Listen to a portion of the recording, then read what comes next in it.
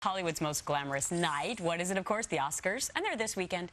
And everyone wants to know who will take home all those statues. Next, that little boy right there, he's 11. He's a movie critic, too. He has a history of making right predictions, and he's going to make them for us next.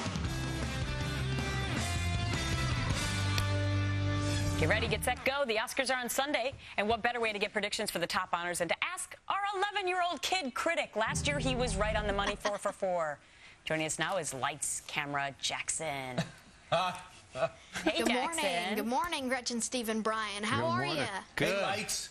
Hey, all right, Best Picture. You know who's up for? You got Avatar, you got The Blind Side, District 9, An Education, The Hurt Locker, Right. and Glorious Bastards. Cover your ears. Precious, A Serious Man, Up and Up in the Air. What do you think?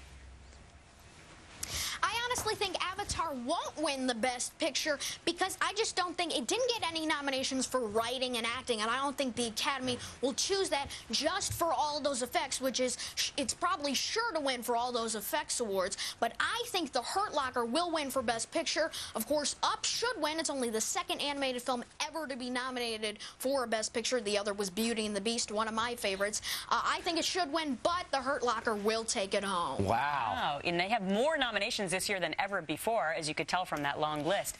Okay, let's talk about Best Director. Yes. Who are you picking for that? I think Catherine Bigelow will win for The Hurt Locker. I think they gave it to James Cameron at the Globes, but I still don't think the Academy will give it to him. I mean, the effects were pretty good, but they weren't outstanding. Thank you. So I think Catherine Bigelow will take it home. All right, what about Best Actress? Because it's a little bit of a cat fight between Sandra Bullock and Meryl Streep. Really tough. Really tough between Sandra Bullock and Meryl Streep. I think Meryl Streep should win for Julie and Julia. I thought she had a great performance as Julia Child. But I think it is Sandra Bullock's year, and she will win for Best Actress. I think this is one of her biggest comeback performances. I agree with you, and I hope she does win that. All right, let's take a look at Best Actor. Are you going to go with the conventional really wisdom tough on race. this?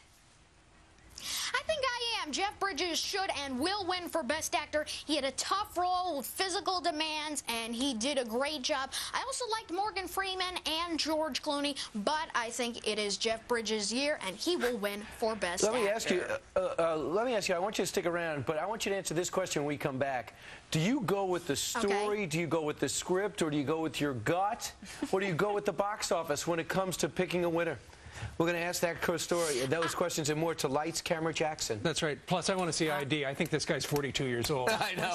We'll be right He's back. definitely Italian. I am not 42. I'm not 42. You want me to get my ID? No, okay, just calm down, son. Oh, wow. We'll be He's got right a little back. Geraldo in him. More Fox and Friends 2 minutes away with Lights, Camera, Jackson. All right, Lights, Camera, Jackson's only 11. Jackson, how do you handle a movie that might be rated R? Usually, I kind of look up the information, see if it's appropriate for me to see or not. And usually, for me to choose some of these winners of the categories, I usually go along with the story or what it actually turns out to be, if it's great or not. And so that's how I kind of decide. you hold that and you elaborate on that answer on the show after the show, which comes up in a matter of seconds.